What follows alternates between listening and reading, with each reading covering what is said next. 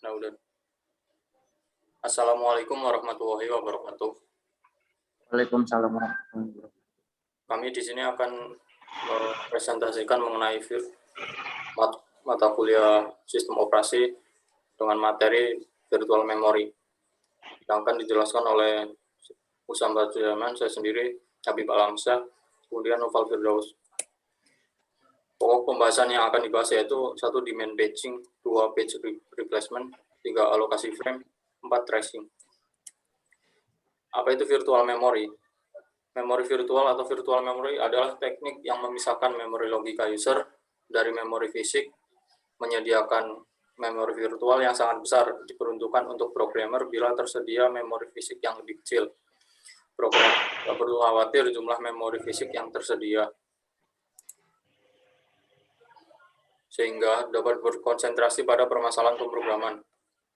Memori virtual biasanya diimplementasikan menggunakan atau demand segmentation juga digunakan. Tetapi algoritma segment replacement lebih kompleks daripada algoritma page replacement.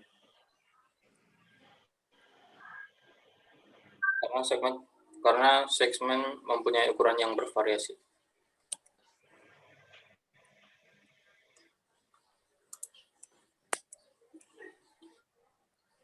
Gambar memori virtual lebih besar daripada memori fisik. Kemudian demand paging. Demand paging adalah sistem paging dengan swapping seperti pada gambar selanjutnya. Page diletakkan di memori hanya jika diperlukan.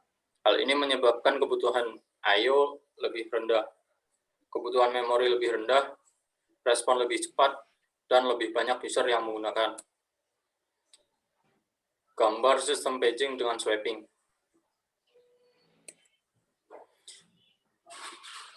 Proses disimpan di memori sekunder atau disk.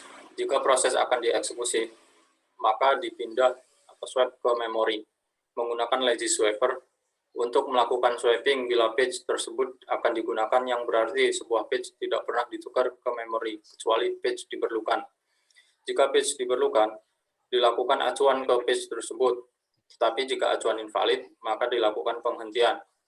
Page yang sedang tidak berada di memori tersebut akan dibawa ke memory backing store. Untuk membedakan antara page pada memori dengan page pada disk, digunakan valid-invalid bit. Tabel page untuk page yang berada di memori diset valid, sedangkan tabel page untuk page yang sedang di memori atau ada pada disk disebut diset invalid. Berikut adalah beberapa page tidak sedang berada di memori.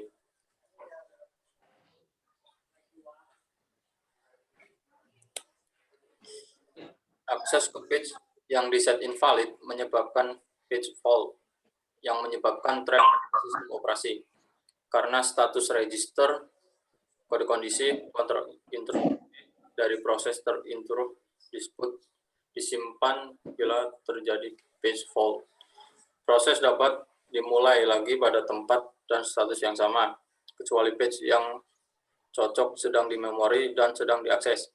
Prosedur untuk menangani page fault seperti gambar 8.4 sebagai berikut. Yang pertama yaitu sistem operasi melihat tabel untuk menentukan titik acuan invalid, maka proses dihentikan dan page sedang tidak berada di memori. Kedua, jika acuan invalid, dilakukan trap ke sistem operasi. Ketiga, sistem mencari frame kosong. Keempat, sistem melakukan proses swapping ke frame bebas. Kelima, table page di reset bila valid-invalid di set 1 atau invalid. Keenam, instruksi di restart. Berikut gambar langkah-langkah bila terjadi page fault. Kemudian selanjutnya akan dijelaskan oleh Mas Habib Alamsyah. Performansi demand paging. Demand paging memberikan efek yang signifikan dalam kinerja sistem komputer. Diasumsikan M adalah access time ke memori dan P adalah probabilitas terjadi page fault, di mana 0 kurang dari P dan P kurang dari sama dengan 1. Maka efektif access time didefinisikan sebagai berikut. PAT sama dengan 1 dikurang P dikali MA tambah P dikali page hold time. Untuk menghitung efektif access time, harus diketahui beberapa waktu yang diperlukan untuk melayani page hold. Page hold menyebabkan terjadi yang pertama thread ke sistem operasi. Kedua, menyimpan register dan status proses. Tiga, menentukan interrupt adalah page hold. Keempat, memeriksa page acuan legal atau tidak, dan menentukan lokasi page pada disk. Kelima, membaca dari disk frame bebas, yang di mana ada 3 proses. Pertama, menunggu di antrian untuk perangkat sampai permintaan membaca dilayani. Kedua, menunggu perangkat mencari dan atau waktu latensi. Tiga, memulai transfer dari page ke frame bebas. Lalu yang keenam, sementara menunggu, alokasikan CPU untuk disk lain. 7. Interrupt dari disk melengkapi I/O. 8. Menyimpan register dan status proses disk lain. Lalu yang ke-9, menentukan interrupt dari disk.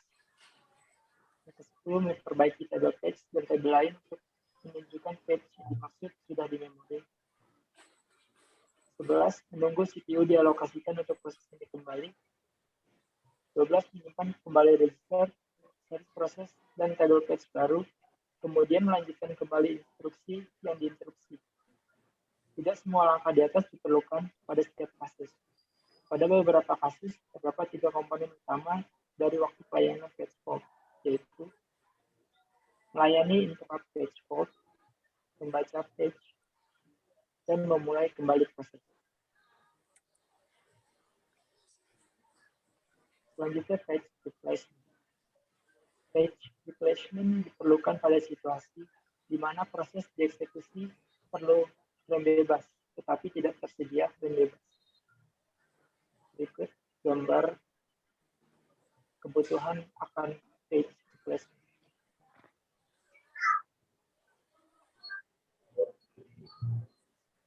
Langkah-langkah untuk page hold yang memerlukan replacement seperti gambar 86 adalah sebagai berikut.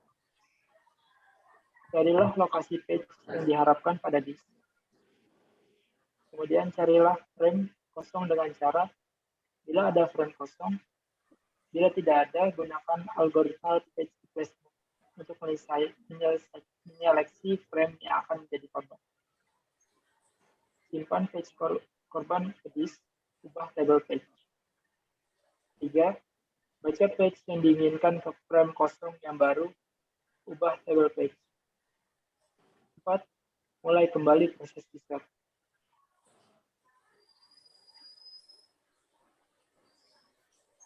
Berikut gambar langkah-langkah page replacement. Selanjutnya akan dijelaskan oleh Mas Noval Firdaus. Macam-macam algoritma page replacement. Yang pertama, algoritma FIFO merupakan algoritma paling sederhana. Algoritma FIFO diasosiasikan dengan sebuah page bila page tersebut dibawa ke memori bila ada suatu page yang akan ditempatkan, maka posisi page yang paling lama yang akan digantikan. Algoritma ini tidak perlu menyimpan waktu pada saat sebuah page dibawa ke memori. Yang kedua, algoritma optimal merupakan hasil penemuan dari delay disk anomaly. Algoritma ini mempunyai rata-rata page fault terendah. Algoritma optimal akan mengganti page yang akan digunakan untuk periode waktu terlama. Algoritma ini rata-rata page fault terendah, jumlah frame tetapi sulit implementasinya. Yang ketiga, algoritma LRU merupakan perpaduan dari algoritma FIFO dan optimal prinsip dari algoritma LRU adalah mengganti page yang sudah tidak digunakan untuk periode waktu terlama. Untuk mengimplementasikannya digunakan 2 model, yaitu counter dan stack. Alokasi frame. Alokasi frame berhubungan dengan mekanisme alokasi sejumlah memori bebas yang tetap di antara beberapa proses. Meskipun terdapat beberapa variasi pengalokasian frame bebas ke beberapa proses, tetapi strategi dasar jelas, yaitu proses user dialokasikan untuk sembrang frame bebas. Jumlah minimum frame per proses ditentukan oleh arsitektur di mana jumlah maksimum tergantung jumlah memori fisik yang tersedia. Tracing. Misalnya, sembrang proses tidak mempunyai frame yang cukup, meskipun secara teknis dapat mengurangi jumlah frame yang dialokasikan sampai minimum. Terdapat sejumlah page yang sedang aktif digunakan. Jika suatu proses tidak memiliki jumlah frame yang cukup, maka sering terjadi page fault, sehingga harus mengganti beberapa page. Tapi karena semua page sedang digunakan, harus mengganti page yang tidak digunakan lagi. Kemudian konsekuensinya sering terjadi page fault lagi dan lagi. Proses berlanjut page fault, mengganti page untuk page fault, dan seterusnya. Kegiatan aktivitas paging yang tinggi tersebut disebut thrashing. Sebuah proses mengalami thrashing jika menghabiskan lebih banyak waktu untuk paging data daripada eksekusi. Efek thrashing dapat dibatasi dengan menggunakan algoritma lokal, priority replacement. Sekian presentasi dari kelompok kami. Kurang lebihnya mohon maaf. Wassalamualaikum warahmatullahi wabarakatuh. Waalaikumsalam warahmatullahi wabarakatuh.